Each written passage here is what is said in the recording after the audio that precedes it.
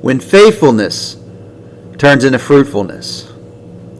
How do we manage our fruit in the seasons of growth? There's this strange moment in your investing journey when you wake up, open your account, and realize, wait a second, my money's growing, even when I'm not adding to it now. It's fascinating, and you see it, it's visible. It's by tens and twenties and hundreds, or because that stock went to the moon, and you're like, wow, look at the profit that I've made if you sell. If you don't sell, then it stays in there, and it just continues to grow. It's an amazing thing. That's when you know faithfulness just turned into fruitfulness. This stage isn't about doing more. It's about managing better. You've proven you can invest. Now it's time to prune, protect, and prepare for what's next.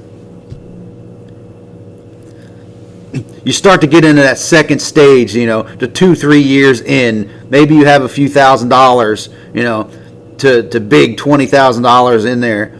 And that's where it begins, and you start to think like a manager, and we're not just building anymore, we're managing something. You start asking questions. Is my portfolio balanced or overweighted in one area?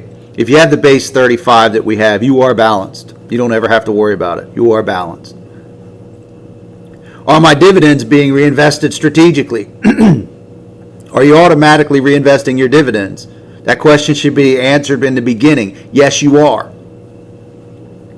Am I chasing excitement, or am I nurturing endurance? Depends if you start to experiment.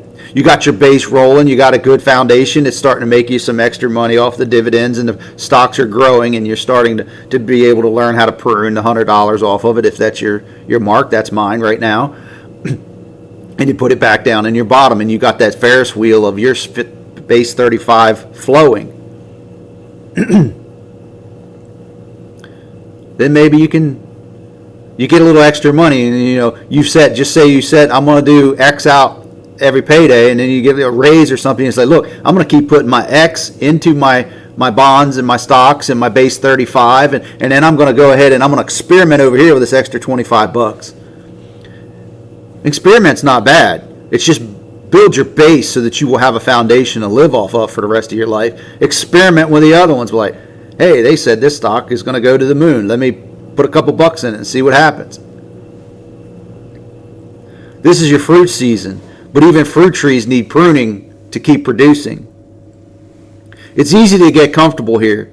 Numbers are starting to look nice. You really start to notice your dividends. You really start to notice that number across the top of your portfolio that says your balance, your totality of it. And it's like, hey, now maybe you've started hitting 5 figures instead of just 4. 4 is pretty good for a lot of people, and it looks good. But when you hit that 5th figure, we start to notice something. For myself, when I hit that 5th figure, that's the most I've ever had in my life in a savings or anything, in an account somewhere that is making me money. So it was pretty cool when I hit that 5th figure.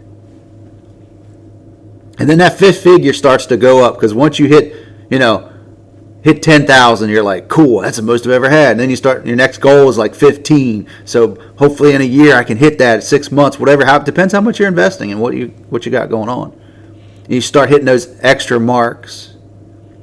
You don't stop watering the tree just because it's bearing fruit. This is where consistency turns into wisdom.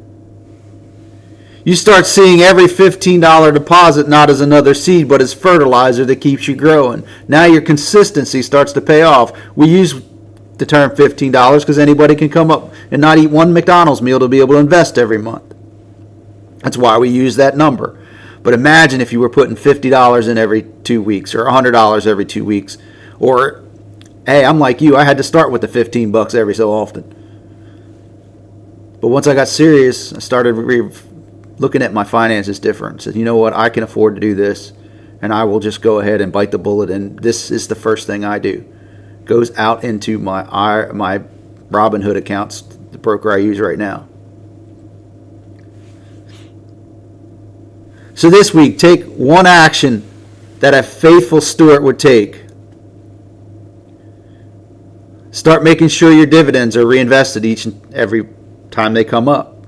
Whether it's the penny or whether it starts to get in there when you hit that 5th figure and you start getting dollars.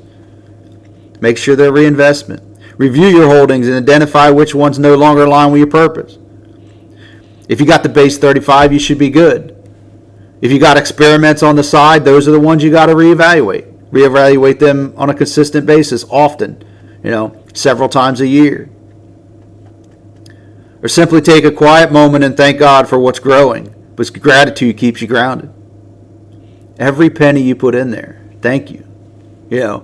You're blessed to have the position to get the money. You're blessed to get in the right place at the right time to watch a video, and the numbers are working. So it's a fascinating thing. Fruitfulness is proof that the system works. But don't ever make the mistake that because we are working and the system's working that we're finished. We're never finished. You're not done. You're just getting started. Because faithfulness produces fruit. And fruit starts to become a legacy.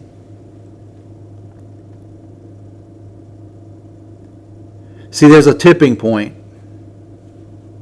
I've got 6 years to build that, what do you want to call it, that nest egg that everybody talks about, that retirement egg that I could live off of. 54 at this moment. I got 6 years. What's it going to look like?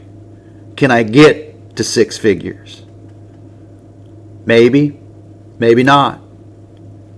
But if I consistently do what I am, I will have more than I had if I did nothing, and I will have more than I have right now.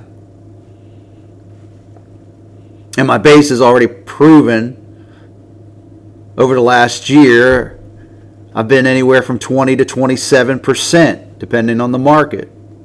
That's amazing. That's off the base 35, because we're balanced. We have some ETFs. We have a little bit of stock of this, that, and the other in all the sectors.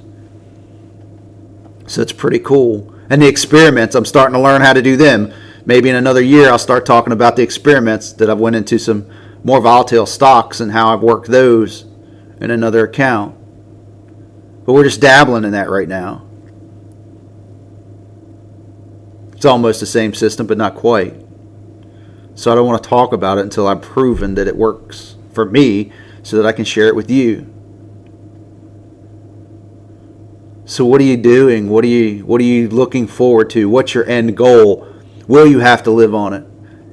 If you have a 401k at your work, are you maxing it out and getting the match if your company matches? Do you have a nest egg, an emergency fund? Then you can start really investing into your future. Do you want to leave a legacy for your children or an organization? Or is it, man, I just need enough so I can live and won't have to work for the rest of my life? Whatever your goals are, what are they? The base 35 will get you there depending on when you start. Imagine if you started when you were, if you're watching this, in your 20s. You could possibly be multimillionaires if you invested consistently in the base 35. And that's all you would ever have to do. Even if you never touched it or pruned it like we talk about. Even if you just put it in there every month after month after month, just in those 35. On a consistent basis, you'd be a millionaire by the time you hit your 59 and a half. It may go up by then, but you'd still be a millionaire by the time you're 60. It's a fascinating thing. This next video, we're going to talk about leaving a legacy. Remember, we don't have money problems. We have priority problems. See you next time.